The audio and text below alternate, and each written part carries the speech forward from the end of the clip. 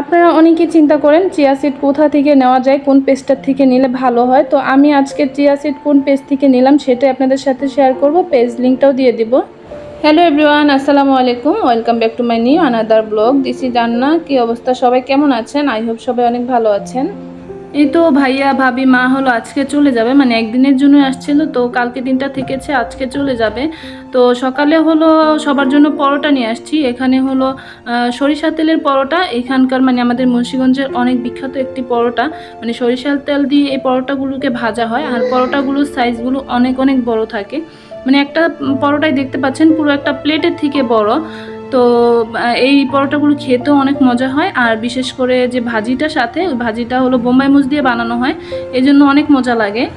আর সাথে ছিল গরুর মাংস, তো আগের দিনের কিছু গরুর মাংস ছিল, সেটাও গরম করে দিয়েছি। আর খুব মজা করে সকালের নাস্তাটা সবাই মিলে একসাথে করে নিলাম। এরপর হলো সবাই মানে চলে গিয়েছে, মানে মা হলো বাসায় চলে গিয়েছে। এখন হলো আমি আমার ঘরের কাজগুলো করতেছি। তো এখানে হলো আমার প্রত্যেকদিন যেই রুমালগুলো বা যেই কাপড়গুলো দিয়ে আমি হলো কিচেনগুলো পরিষ্কার করি, আর সাথে যেই নুসনিগুলো ব্যবহার করি সেগুলোকে আমি একটু গরম পানি দিয়ে ধুয়ে নিচ্ছি। তো গরম পানির উপরে হলো আমি একটু পাউডারও দিয়েছি, তো পাউডারটা দিয়ে বলক এনে এরপর হলো আমি এগুলো সব কিছু একসাথে দিয়ে এখন একটু ভালো মতো ফুটিয়ে নিব। কারণ এগুলো যেহেতু আমি রান্নাঘরে ইউজ করি, তো এগুলোতে একটু তেলতেলে ভাব থাকে, তো এগুলোকে এভাবে একটু ধুয়ে নিলে দেখা যায় একদম তেলতেলে ভাবটা চলে যাবে। তো আমি এখানে কিছুক্ষণ এটাকে ফুটিয়ে নেব, তারপরে এগুলোকে ওয়াশ করে নেব, তো একদম মানে পরিষ্কার হয়ে যায়। তো আপনারা কেউ যদি না জানেন অবশ্যই এভাবে ট্রাই করে দেখতে পারেন। আর এখন হলো আমি আমার একটা পার্সেল এসেছে, তো পার্সেলটা আমি আনবক্সিং করি। তো আমার ছোট ছেলে হলো এখানে একদম টানাটানি করতেছিল এটাকে খোলার জন্য, তো যেহেতু উপরে প্যাকেটটা খুবই মানে শক্ত ছিল, এজন্য ও ছোটো মানুষ তো তাই এটাকে ছিঁড়তে পারছিল না। তো এখানে হলো আমার ভাসুর মেয়ে আমাকে একটু হেল্প করছিল। তো আজকে হলো এখানে 2 কেজি চিয়া সিড অর্ডার করেছি, আর এখান থেকে হলো 1 কেজি আমি রাখবো, আর 1 কেজি হলো আমার জালকে দেবো, মানে আমার যাকে দেবো। তো এই জন্যই আমরা 2 কেজি অর্ডার করেছি। তো এই তো এখন ভালো মতো এটাকে খুলে নিচ্ছি। তো এখানে একটা কেচি নিলে ভালো হতো, তো যেহেতু একবার বসে পড়েছি আর এখন উঠলাম না, তো একদম টেনে টুনেই ছিঁড়ে ফেলেছি।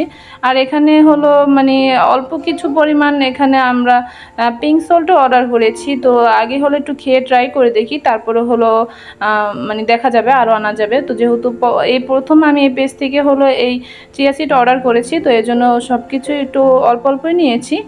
তো এই ভিডিওটা যেহেতু অনেক দিন আগেরই করা, প্রায় 10 দিন আগের করা, তো এই চিয়া সিডগুলো আমরা খেয়েছি, বুঝতে পেরেছি এটার কোয়ালিটি কীরকম, খুবই ভালো।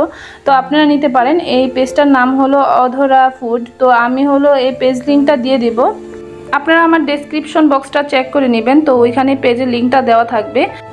এখানে প্যাকেজিংটাও খুব সুন্দর করে করেছে, তো আমরা একটু একটু করে খুলে নিচ্ছিলাম। তো এই যে দেখতে পাচ্ছেন মানে একদম দেখতেই বোঝা যাচ্ছে একদম ফ্রেশ, মানে চিয়া সিডগুলো অনেকটাই ফ্রেশ। তো আমি হলো প্রত্যেকদিন সকালেই চিয়া সিড খাই, মানে আমি আমার হাজব্যান্ড দুইজনেই এই চিয়া সিডগুলো খাই। তো এটা খাওয়া শরীরের জন্য খুবই ভালো। এই চিয়া সিড খেলে শরীরের অনেক অনেক উপকার হয়, যেমন আমাদের শরীরে অনেকটাই শক্তি পাওয়া যায়। মানে আমরা যখন ডায়েট করি তখন শরীরটা অনেকটাই দুর্বল হয়ে যায়, তখন এই চিয়া সিড খেলে শরীরে অনেকটাই শক্তি পাওয়া যায়। চিয়া সিড খেলে আমাদের শরীরের রোগ প্রতিরোধ ক্ষমতা বাড়বে এবং আমাদের ওজন কমতে সাহায্য করবে। এই চিয়া সিডের অনেক অনেক উপকারিতা, তো আমি অল্প কিছু বললাম, আরও অনেক অনেক উপকার আমাদের শরীরের জন্য। তো সবাই চেষ্টা করবেন এই চিয়া সিডটা খাওয়ার। তো সকালে হলো আমি খালি পেটে চিয়া সিডটা খাই, তো পানিতে কিছুক্ষণ ভিজিয়ে রাখি, তারপরে হলো এটা খেয়ে ফেলি। আর সন্ধ্যার দিকে একবার খেতে পারেন। তো আমি হলো শুধু সকালেই খাই, সন্ধ্যার দিকেও খাওয়ার চেষ্টা করব। তো আমি হলো পেজ লিঙ্কটা দিয়ে দিব, আপনাদের যাদের যাদের লাগবে তো অর্ডার করে নিতে পারেন।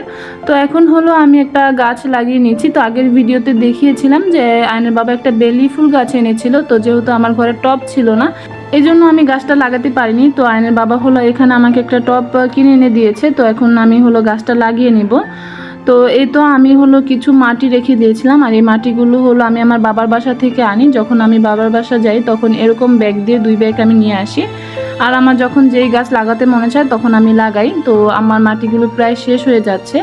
তো আজকে হলো এই যে বেলি ফুল গাছটা লাগাবো। তো বেলি ফুল গাছটাতে অনেকগুলো মানে ফুলের কলি ফুটে আছে, আর আমার ছেলে হলো 2টা ফুল মানে ছিঁড়ে ফেলেছে, তো আমার খুবই খারাপ লাগতেছিল। তো এই জন্য তাড়াতাড়ি গাছটা লাগানোর চেষ্টা করতেছি, কারণ মানে ঘরে থাকতেছিল, তো মানে বারান্দায় রেখে দিয়েছিলাম, তো আমার ছেলে হলো দেখলেই ফুলগুলো ছিঁড়ে ফেলতেছিল। তো তাড়াতাড়ি লাগাতে হবে আর বাইরের দিকটাতে দিয়ে দিতে হবে। এখানে হলো গাছটা মানে লাগানোর পরে যে নিচে যে পলিথিন ব্যাগটা দিয়েছে এটার সাথে গাছের যে গোড়াটা ওটা লেগে গিয়েছিল, মানে একদম ছিঁড়তেই পারছিলাম না। পরে চিন্তা করেছি যে কেচি দিয়ে হলো এটা মানে কেটে নিব। তো তারপরে টানটানি করতে করতে এটা ছুটেছে, তো একদম শিকড়ের সাথে হলো নিচের পলিথিনটা লেগে গিয়েছে। তো এখন হলো আমি গাছটা লাগিয়ে নেব। তো দেখতে পাচ্ছেন এই যে উপরে কয়েকটা কলি হয়েছে, এগুলো ফুল ফুটবে। আর গাছটা মানে খুবই সুন্দর ছিল, একদম তরতাজা ছিল। তো যারা এখন পর্যন্ত আমার ভিডিওর সাথে আছেন তাদেরকে অসংখ্য ধন্যবাদ। আর আমার ভিডিও দেখতে দেখতে যদি আপনাদের কোনো জায়গায় কোনো অংশ একটু হলে ভালো লেগে থাকে তাহলে লাইক কমেন্ট শেয়ার দিয়ে পাশেই থাকবেন। আর আমার ভিডিওটি যদি বেশি ভালো লেগে থাকে তাহলে আমার চ্যানেলটিকে সাবস্ক্রাইব করে দিয়ে পাশে থেকে যেতে পারেন। এটা হলো আমার মানে সিঁড়ির সামনে যে বারান্দাটা, ওইটাতে হলো আমি বসে বসে গাছগুলো লাগাচ্ছিলাম।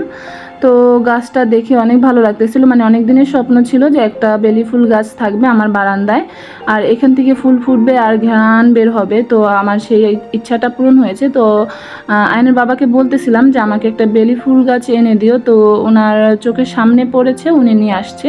আমি অনেক খুশি হয়েছি। এখন হলো আমার নেক্সট ইচ্ছা হলো আমি একটা ড্রাগন গাছ লাগাবো, আর সেখানে হলো ড্রাগন ফল হবে, আর আমরা হলো সেখান থেকে পেরে পেরে খাবো। তো সেই ইচ্ছা আছে। তো নেক্সট টাইম আমি হলো একটা ড্রাগন গাছ লাগাবো, সেটাও আপনাদের সাথে শেয়ার করব। তো এই তো আমার গাছ লাগানো শেষ হয়ে গিয়েছে। এখন হলো গাছটা আমি বারান্দায় রেখে দেব। তো আমি কিছু কেকের জিনিসপত্র লাগবে সেগুলো অর্ডার করেছিলাম, আর এখানে হলো আমার এই যে কেকের জিনিসপত্র চলে এসেছে। তো এখানে হলো আমি 5টা ক্রিম অর্ডার করেছি। তো আমি সবসময় এই যে ট্রপিক্যাল যে ক্রিমটা সেটা ব্যবহার করি। তো এখানে আমি কিছু ক্রিম মানে অর্ডার করেছিলাম, আর এখন সেগুলো হলো আমি চেক করে নিচ্ছি সব কিছু ঠিকঠাক আছে কিনা। এখানে 5টা ক্রিম আমি অর্ডার করেছি।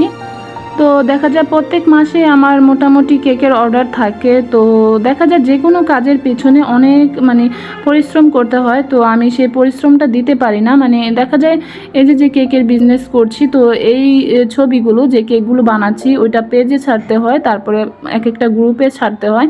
তো এগুলো অনেক সময়ের বিষয়, অনেক সময় আর শরীরে ভালো লাগে না, মনে হয় না যে আর এগুলো করতে পারবো।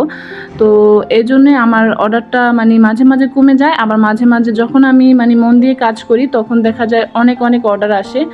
তো বাচ্চা কাচ্চা নিয়ে তারপরে হলো সংসার, এরপরে হলো আবার এই যে ভিডিও বানাই এডিটিং, তারপরে হলো কেকের কাজ, তারপরে হলো আবার কেকের ভিডিও এডিটিং, তারপরে কেকের ছবি, এগুলো নিয়ে অনেক অনেক সময় মানে দিতে হয় আর কি। সবশেষে বলবো সব কিছু নিয়ে ভালো আছি, আলহামদুলিল্লাহ।